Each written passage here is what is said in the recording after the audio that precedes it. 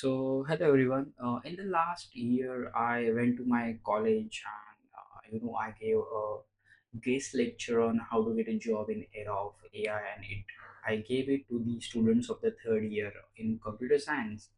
And I guess it will be really beneficial for some of you who is still studying in the college and who are into the tech background or the IT or CS background, right?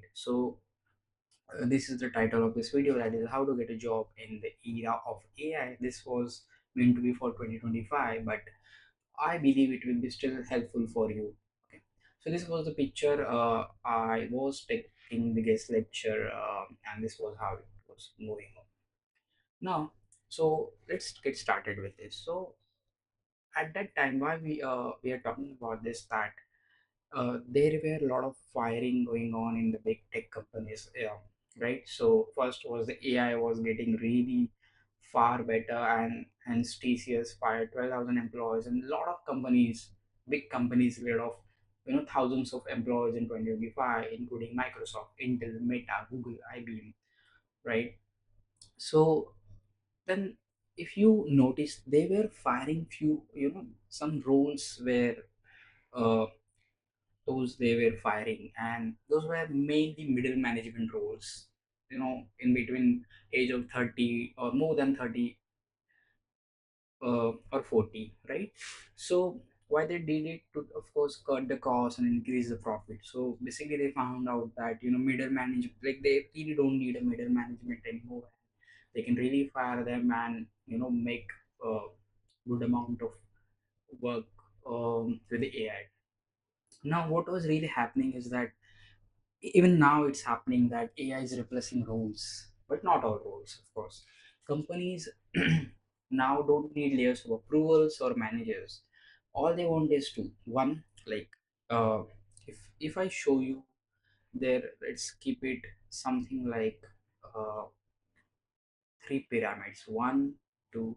In any company, first we have visionaries. Okay, they can be CEO or anything, CTO, etc. Okay. In the second, in the below there are executors. I will just put it like this: executors. So they can be anything. If you see, they can be designers, developer, editors, marketers. Okay, and let's keep it extra large. Yeah. So we have CEO, who is at the top, and we have executors. Now there is a middle management who are mostly like project man. Sorry.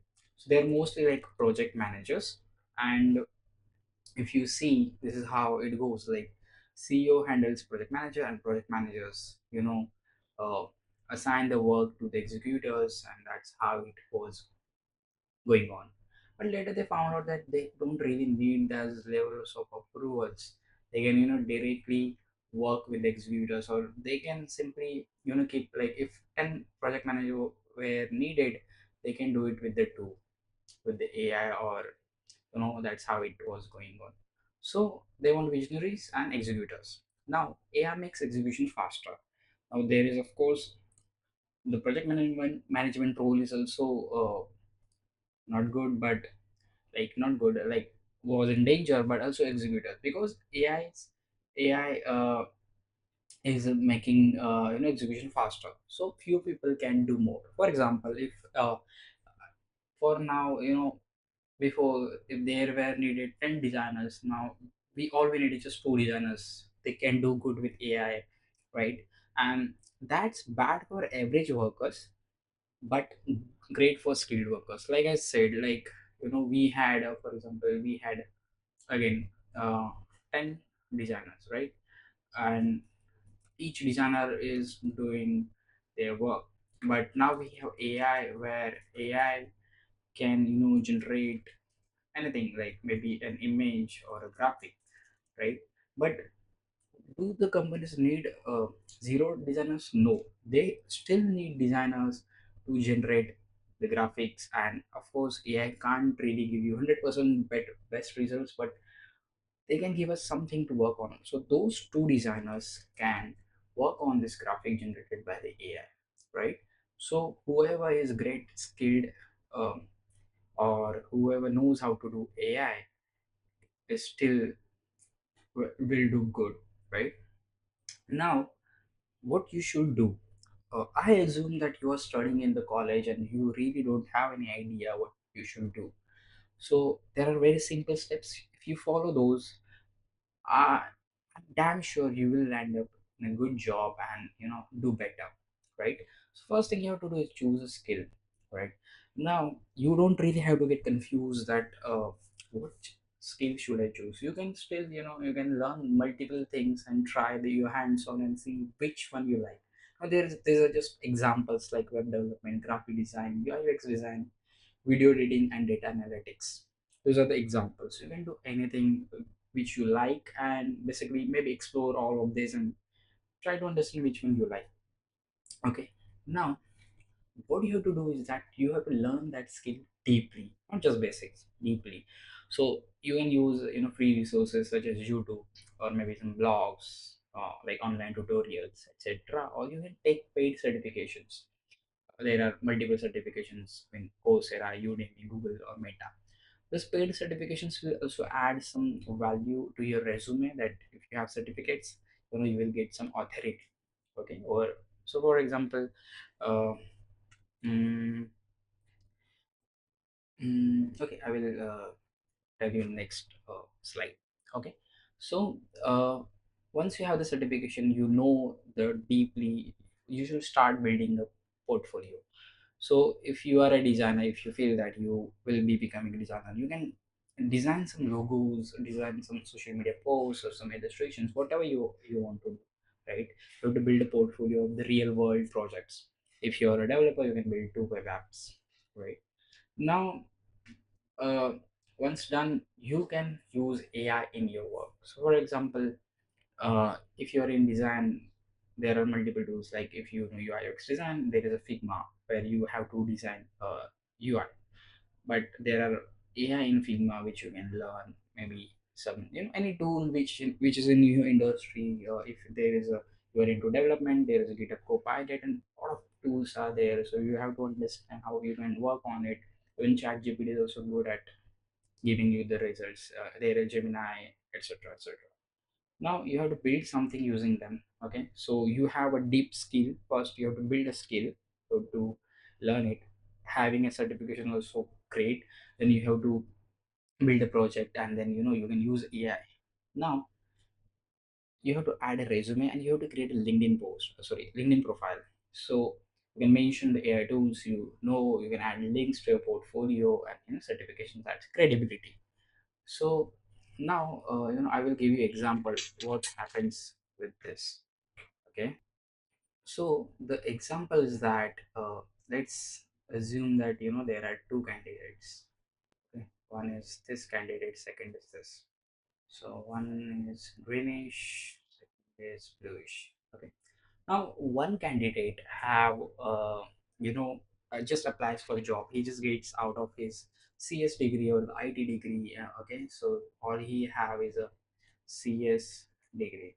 Okay. Even imagine that uh, you are the HR, right? HR means human resource. You are the one who will be hiring someone.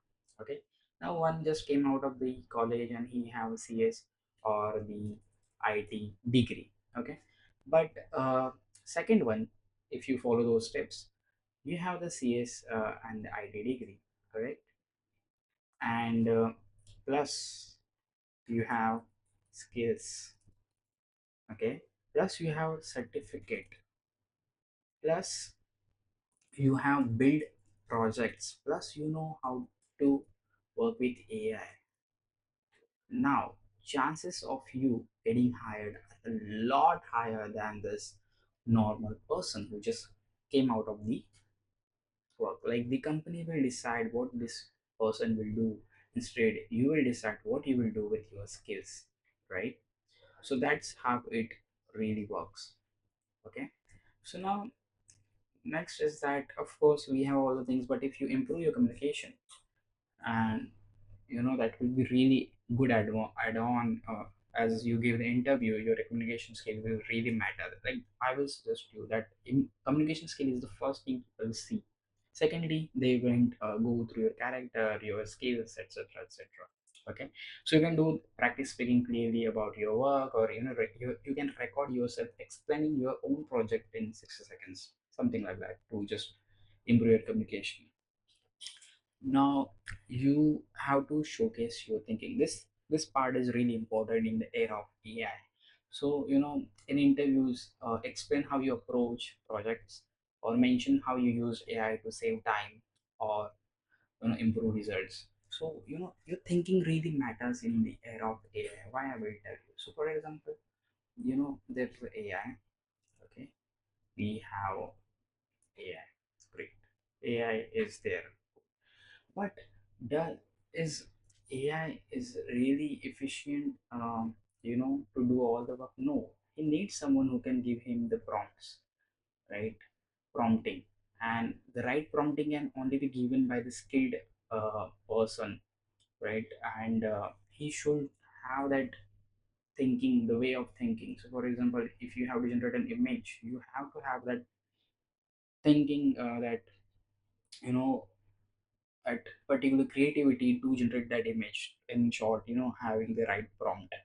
So it can generate results, but if you know how to prompt, if you have that way of your thinking, you gain is lot of steps ahead of the other person. Okay, so this is how you can showcase your thinking. You can explain how you approach your project, or you can which AI you use which AI tools, and how you improve it. Okay, so this is the summary. You have to learn one skill deeply. You have to build real projects, use AI tools, speak with clarity, and think originally. This is very important. Think originally. Like, AI is just a tool. All you have to have, think originally. That's it.